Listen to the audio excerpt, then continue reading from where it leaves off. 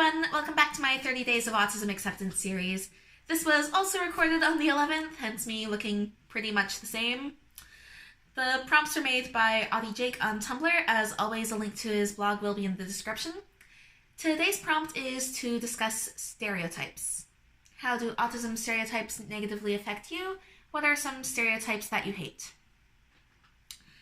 Well, right off the bat, autism stereotypes are part of what got me misdiagnosed as a kid, so that's a negative impact on my life right there. We're off to a great start with this one. If you can talk, you're high functioning, and if you're nonverbal, then you're low functioning is another one. And by good one, of course, I mean I want to rip my hair out every time I hear it, because no, that's not how that works. I've gotten into Facebook fights with anti-vaxxers and autism moms where this has been brought up before because I did the stupid and decided to fight the anti-vaxxers. Horrible life choice, really. But that's nothing new. I make a lot of those. And yeah, they totally threw that one at me. The logic, or lack thereof, was really, you can talk and use a computer, so you're not autistic enough to have an opinion on this. Yeah, I just love that they assumed that I wasn't nonverbal when this happened over Facebook because this whole interaction was through text. And also they just made it so obvious that functioning labels are just an excuse to talk over those of us who are nonverbal and then push it away and ignore those of us who aren't. Like, it's way obvious that these people are just out to control us and get rid of us. Yeah, that's it. And then they called me strange and cult-like and assumed that I want to see society fail. Yeah, me, I'm the strange cult-like one. Well, I'm a drama major, so close enough, I guess.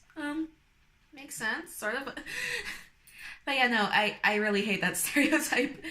Yeah, if you can be categorized as high-functioning, then you're not allowed an opinion on anything autism-related, and if you can be categorized as low-functioning, then all the neurotypicals just speak for you and deny you your voice. That tends to be what happens outside of the actually autistic community, at least from what I've seen. And I hate it. I hate it a lot. Only boys can be autistic. The media contributes a lot to this one. The vast majority of autistic representation in media is your straight, white, cisgendered white boy who is a total genius. Typically with math or science, maybe both. And of course he's just quirky. I hate it. We're not all straight white boys. We are just as diverse as every other group. It may not look like that in the diagnosis numbers, but we are, and this stereotype is probably a major contributing factor to the lack of diagnosis that happens in women and people of color. This is absolutely a thing, and not just in autism, but if you look at other disabilities as well as mental illnesses, gender and race do play a part in how things are diagnosed. And the healthcare system, particularly the mental health care system, doesn't always work as well as it should.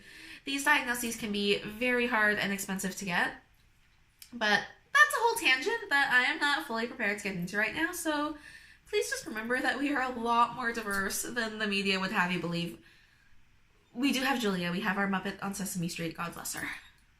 Julia's the best. Clips of Julia make me cry because I relate so much. I missed out on that when I was a kid, and it's beautiful. Savantism is another one. The assumption that all autistic people are savants is incredibly annoying, and even if we all were, our value should not be based on our ability to have a special talent that makes us interesting to neurotypicals. We should be valued and respected because we are human beings and our lives matter. There are, of course, many more stereotypes out there, but this topic frustrates me a bit, so I'm going to end it there for now. Thanks for watching, and I will see you again for tomorrow's prompt. Bye.